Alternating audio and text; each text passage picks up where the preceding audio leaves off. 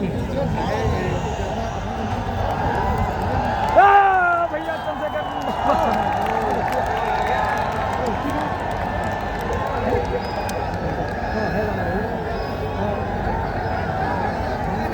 साहब की सिफारिशों पर साइमन कमीशन भारत आया। कौन आया?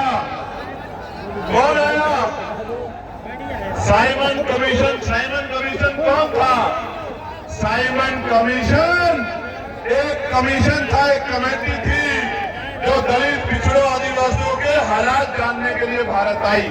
और जब साइमन कमीशन भारत आया और वो यहाँ से रिपोर्ट बनाकर लेके गया, उस रिपोर्ट के आधार पे गोलमेज कॉन्फ्रेंस हुई और 3 बार गोलमेज कॉन्फ्रेंस में चाहे उसके तन पे कपड़े ना हो, चाहे उसके सर पे छत ना हो, चाहे उस पे खाने को रोटी ना हो, चाहे वो पढ़ा लिखा ना हो, हर एक व्यक्ति को, बालिग व्यक्ति को वोट का अधिकार बाबा साहब अम्बेडकर के प्रयासों से मिलने का काम हुआ है मेरे साथ।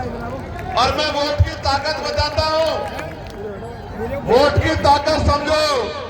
अगर ये वोट का अधिकार नहीं होता तो ये जो बड़े बड़े कुर्ते वाले, बड़ी बड़ी गाड़ियों वाले, बड़े बड़े खन्ना सेठ आपकी गलियों में आते हैं, चुनाव के समय आपके पैर पकड़ते हैं, आपके पैर छूते हैं, आपके घर का खाना खाते हैं, आपसे भाईचारा निभाते हैं, आपके घर में कुर्सियों पर बैठ के कहते हैं कि माँ मेरे सिर पे हाथ रख दो, चाची, भाभी, बुआ, ताई, दादी मेरे सर पे हाथ रख दो।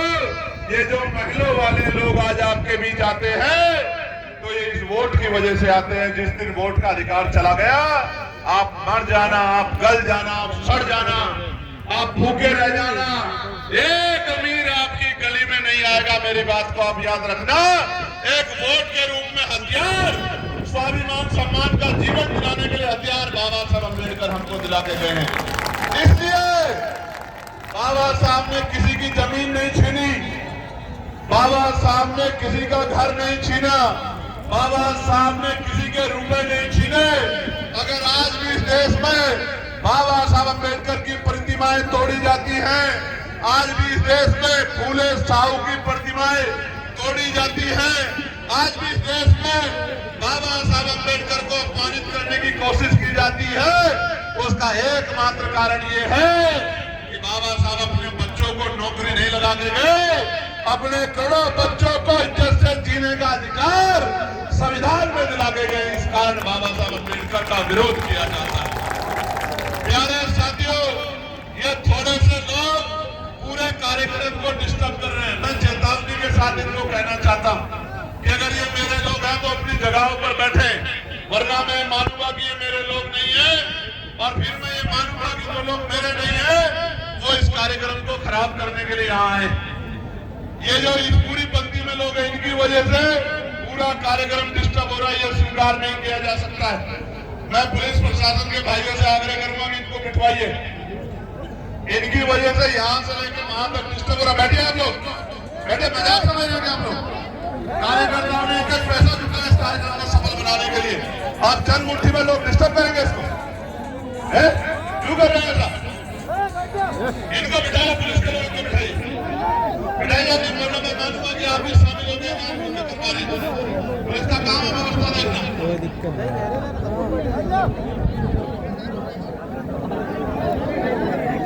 बिठवाइए तभी बात शुरू होगी। ये चार पूरे कार्यक्रम को ये ठीक है।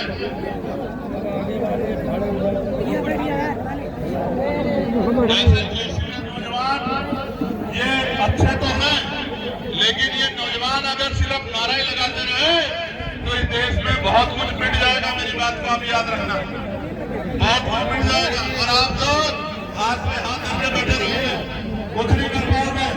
भीड़ का भी राज नहीं करती है, भीड़ का भी राज नहीं करती है। राज योद्धा करते हैं, योद्धा बनना पड़ेगा, ज्ञान हासिल करना पड़ेगा और अपने अंदर अनुशासन पैदा करना पड़ेगा। जब तक अनुशासन पैदा नहीं होगा वो लड़ाई नहीं जीत पाओगे। लड़ाई तो बहुत दूर की बात है, अपनी शिक्षा भी प्राप्त नहीं कर पाओगे। ऐसे आए हो और ऐसे ही चले जाओगे, कुछ नहीं कर पाओगे। समाज की मदद नहीं कर पाओगे, प्रदेश देश की मदद नहीं कर पाओगे। इसको बिठाओ, दिल्ली टी शर्ट वालों को पकड़ कर बिठा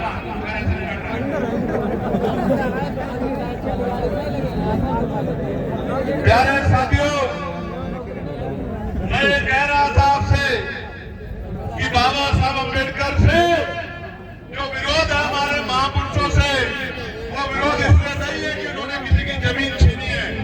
उन्होंने आपको स्वाभिमान सम्मान का जीवन दिलाने का प्रयास किया है, इसलिए कुछ लोग इस देश में उनका विरोध करते हैं। और कुछ लोग इसी वजह से कि आप उनको मानते हैं, कुछ लोग इसी वजह से, मात्र इसी वजह से उनका सम्मान करने का दिखावा भी करते हैं। उनका सम्मान वही करता है जो उनके विचारों में चलता है, जो उनके विचारों के खिलाफ चलता है, ना वो उनका सम्मान करता है, ना वो आपका अपना है। वो तो आपसे वोट की लालसा रखता है, इसीलिए वो बाबा साहब की बात करता है। वरना यहाँ वो भी लोग राजनीति कर रहे हैं जिन्होंने बाबा साहब अम्बेडकर के नाम पे बने स्मारकों को रातों रात बदलने का काम किया था।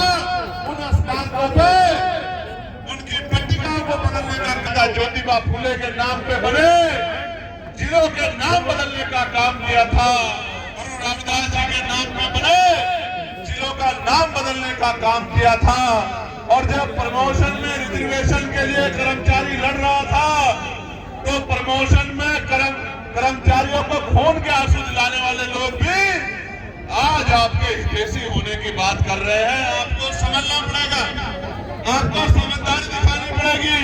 अगर आपने दोस्त दुश्मन में फर्क नहीं महसूस किया, तो दोस्त दुश्मन दोस्त बन के कब आपकी पीठ में छुरा घोंप देगा आपको पता भी नहीं लगेगा। एक तरफ हम लोग हैं जो कप्सार के परिवार को नहीं जानते, जो सोनू कश्यप के परिवार को नहीं जानते, जो कौशाम्बी की अपनी पाल बहन के परिवार को नहीं जानते, दिसंबर प्रजापति के परिवार को नहीं जानते, आकाश पूजक के परिवार को नहीं जानते, पहलवान बेटियों के कभी घर नहीं गए, लेकिन जब उनके ऊपर अन्याय की कोई भी लाठी पड़ती है, उनके ऊपर जुल्म होता है, तो जान की बाजी लगा के उनके लिए लड़ने के लिए जाते हैं। एक तरफ वो लोग हैं और एक तरफ वो लोग हैं जो चुनावी फायदे के लिए तमाम तरह के नारे पकड़ने का काम करते हैं। आपको सावधान होना पड़ेगा, क्योंकि ये वो लोग हैं जिनको राजकाज करने का जब मौका मिला, तो आपके बच्चों को जो अधिकार मिल रहे थे, सरकारी ठेकेदारी में जो आरक्षण मिल रहा था, उन आरक्षण को खत्म करने का काम इन्हीं सरकारों ने किया। और तो और मान्यवर काशीराम साहब के नाम पे